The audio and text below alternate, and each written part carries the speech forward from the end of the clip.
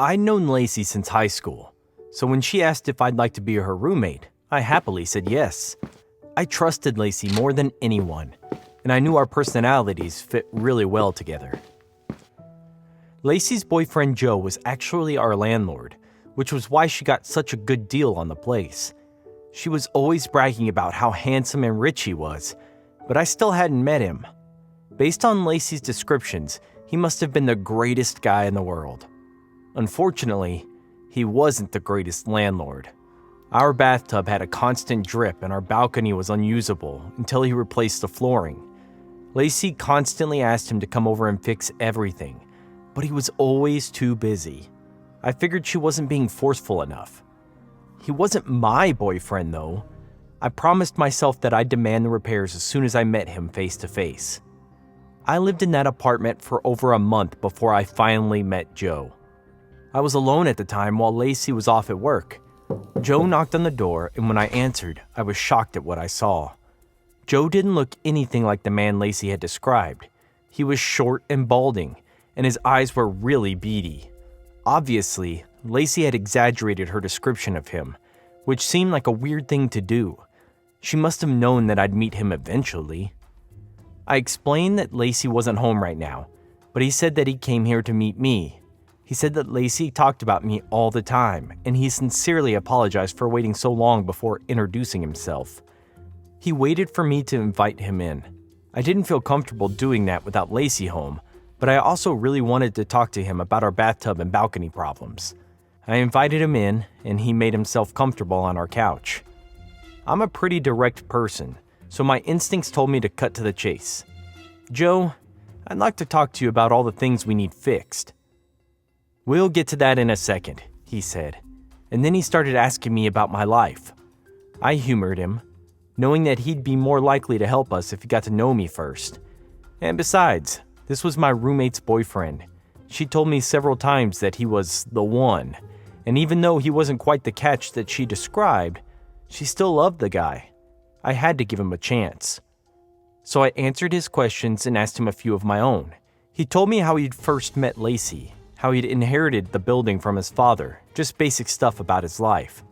Honestly, he seemed like a nice enough guy. But as we talked, something surprised me. Nothing he said matched how Lacey had described him. Even the specifics of where they met and what they'd done together last weekend were different. He seemed to be getting more comfortable, scooting closer to me on the couch. I started to wonder if this really was Joe at all. I'd invited him into my apartment without asking to see ID. I believed him when he said he was Joe, but I had no reason to. It seemed to me that there were two possibilities. Either Lacey had lied repeatedly about her boyfriend, or this man was an imposter. I squirmed in my seat. The man definitely noticed. I don't want to take up too much of your time, he said. Why don't you tell me what repairs I need to do? I realized that this was my chance to find out for sure if I could trust him. I suggested that we walk onto the balcony and continue our discussion there. I waited for his reaction. The real Joe would know that our balcony floor was unstable. Lacey had told him 1,000,000 times. An imposter would have no idea. Eventually, he agreed and walked towards the door to our balcony. He opened the door but didn't walk onto the dangerous platform. You coming? He asked over his shoulder. I told him I'd get us some coffee before joining him. He nodded and stepped onto the balcony. For a second, nothing happened. Maybe it wasn't as dangerous as Lacey had said. But then the floor under him made a loud crack and he dropped straight down. I ran to the window, but it was already too late. He'd fallen 4 stories. His body was lying dead on the concrete. Blood leaked out of his open mouth and his eyes stared blindly into the sun. I was horrified by the image. I just led a man to his death. But I also felt relief. Who knew what this man would have done to me if I hadn't tricked him? He was obviously a dangerous person. Suddenly, the door creaked open behind me, and I jumped back in surprise. Lacey had come home early from work. She innocently asked me how I was doing, so obviously she hadn't seen the body yet. I was about to tell her what happened when she interrupted me. She seemed a little nervous. Jen, my boyfriend Joe is supposed to come over sometime today, but before he does, there's something you need to know. We could hear ambulance sirens from the street. One of our neighbors must have called the cops. Lacey explained that she may have exaggerated a few things about Joe. He was actually short and bald, and he didn't have as much money as she'd implied. I felt my heart sink. And the worst part is, she continued, I lied to you about asking him to fix the balcony. I knew how annoyed you were about it, but I just couldn't bring it up to him. I didn't want to jeopardize our relationship. So Joe had no idea that the balcony was dangerous? I asked, my voice trembling. By then, we could hear a ton of commotion from the street below. Lacey joined me at the window. When she saw her dead boyfriend being loaded onto a stretcher, she turned toward me. What did you do?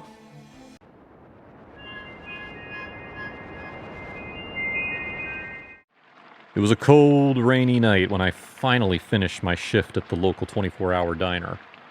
There was a drizzle in the air and a fine mist on the horizon that eddied around the town like something living, seeping along the road towards me.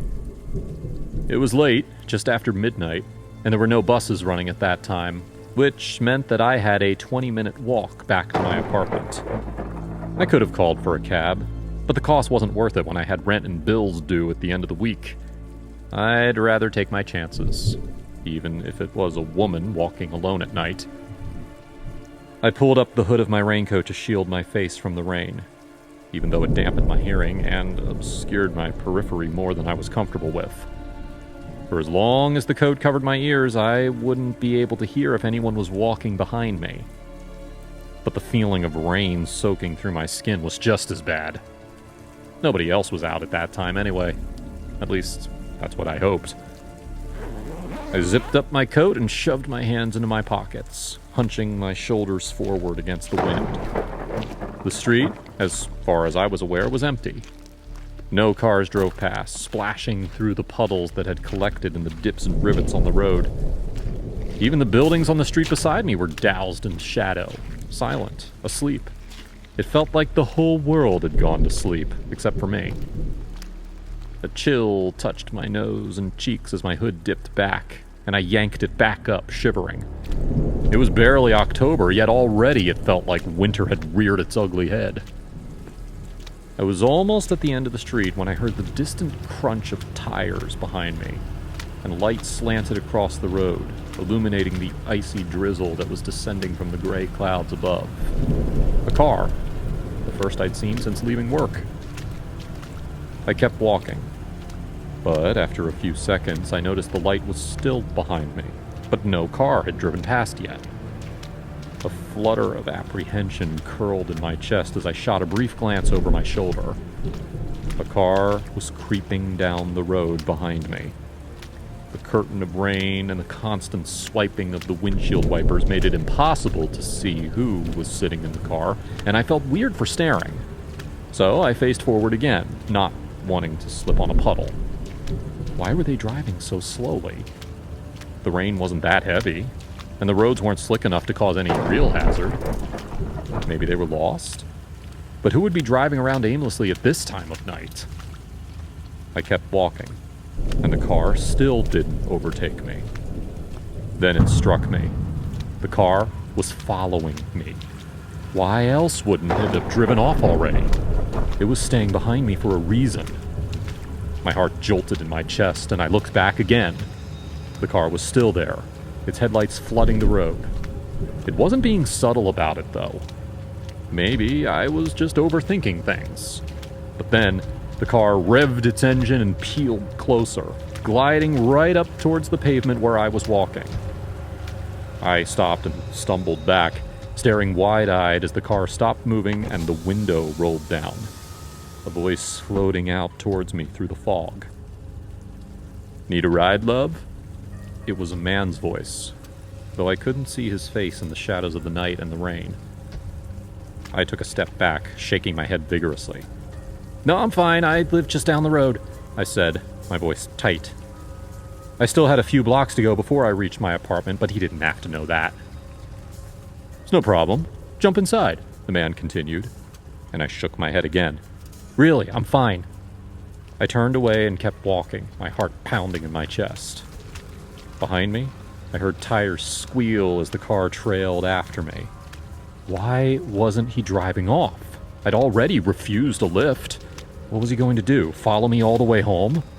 Or was he going to force me into the car? I rifled through my pockets for my phone, but I couldn't find it. Had I left it at the diner? Cursing at my own stupidity, I risked another glance behind me. The car was definitely following me, and it wasn't hiding the fact. I could run, but the car would easily catch up. What was I supposed to do? I was on a street with only a handful of residencies, but maybe someone would be able to call the police, or let me hide inside until the car left. It was worth a shot. Taking my chances, I ran to the nearest house and banged on the door. All the lights were off, but there was a car in the driveway, which meant that someone was home. I just hoped they'd answered. Behind me, the car crept closer as I kept knocking, growing more frantic. I was like a sitting duck out here. That man could easily come up and snatch me from behind. From within the house, I heard no movement. Either nobody was home or they were ignoring me. Either way, I wasn't getting any help. But before I could go to the next house, I heard a car door open behind me. Ice cold fear flooded my chest. Footsteps crunched on the street, the rain streaming down my face, panic tightening my lungs. "Is everything okay, ma'am?" The voice was different. I turned around, my eyes wide, and found a man in a police uniform standing on the drive behind me, shielding his face from the rain. Relief burst through my chest. There was a car following me," I explained, walking towards him. "I got scared, so I tried knocking on someone's door, hoping they might help." The cop nodded, hooking a thumb over his shoulder to the cop car sitting behind him. "Want me to take you home? It's too late for you to be out here alone." "That would be a huge help. Thank you." I followed the cop to his car and I climbed into the passenger seat, wondering briefly where the other man had gone. Maybe he'd fled after seeing the police car. I gave him my address, only a 5-minute drive from where we were. But as we approached the street where my apartment was, the cop didn't slow down. He kept driving. "Oh, you just missed it," I said, frowning. The cop turned to me, a smirk marring his face in the semi-darkness. "Yeah, I know," he sneered. "Thanks to my buddy back there, you fell right into our little trap." My eyes went wide with the realization. His buddy? Did he mean the man who'd offered me a lift? Were they working together? My heart jerked into my throat. But he was a cop. Wasn't I supposed to be able to trust and rely on people like him for help? With a panicked cry, I reached for the door, only to find it locked. "Put me out!" I cried, slamming on the window with my palms, trying to smash the glass. The cop just laughed. "Bulletproof glass, you won't be able to break them." I kept slamming my fist against the door, screaming to be let go. But he just kept driving, grinning like a maniac. Desperation overtook any kind of sense, and I lunged for the cop, grabbing the steering wheel out of his grasp and twisting it sharply to the left. He shouted in surprise, just as the front of the police car crashed into the brick wall outside someone's house. I was thrown forward from the impact, the seatbelt dragging me back before I could hit the windshield, and the cop smashed his head on the steering wheel before the airbag had a chance to deploy. With the cop unconscious beside me and smoke rising from the bonnet, I hit the button to unlock the door and threw it open, stumbling out into the rain. When one of the neighbors came out to investigate the commotion, I explained to her what had happened while we waited for the police to arrive, leaving that cop in the smoking car. It's safe to say I grew far more wary of cops after that, and would think twice about trusting one if I was ever alone again on a rainy night.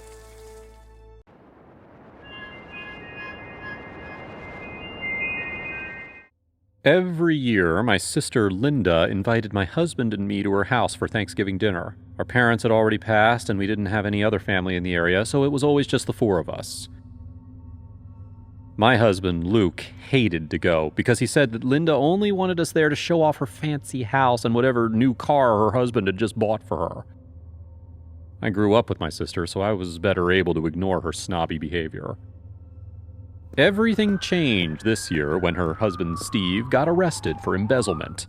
Their perfect life was built on money that he had been stealing from his job. He was in jail now, and most of their possessions were confiscated by the government. She was still able to keep her massive house, but it was mostly empty. Because of that, I invited Linda to spend Thanksgiving at our house. Before she arrived, I had a little talk with Luke, asking him to ignore any of her judgmental comments about our small house.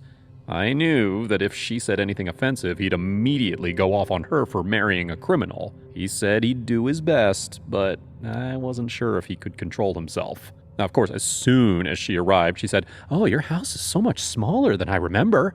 Luke almost responded, but he stopped himself. After that, Linda didn't say anything too offensive. In fact, she kept complimenting us on our decorations. She said that our house was so much more inviting than her empty McMansion. I could tell she was really trying to be civil. After we finished eating, Linda asked if we could go outside and see our yard.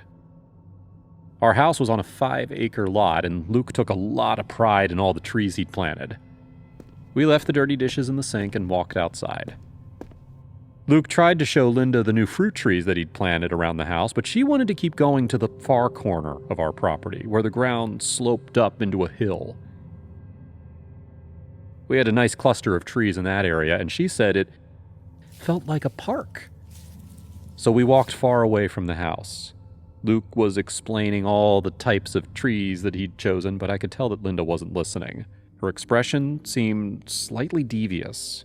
I told them that I was getting cold and I wanted to go back inside, but Linda insisted that we stay there and watch the sunset. We could barely see the sun through the trees, though. And that's when I realized that Linda was purposely distracting us. She wanted to keep us away from our house, but I couldn't figure out why. Luke didn't notice anything weird. He kept droning on about his trees, and Linda kept pretending to listen. Then, Linda pulled out her phone to check the time. Yeah, she was definitely up to something. She put her phone back in her pocket and she said, "Oh my God, do you guys smell that?" I didn't smell anything. "Something's burning," she said. "Did you remember to turn off the stove?" Of course I turned off the stove. "I think your house is on fire!" she screamed and raced out of the trees. Luke and I looked at each other. We both had the same question. What was she up to?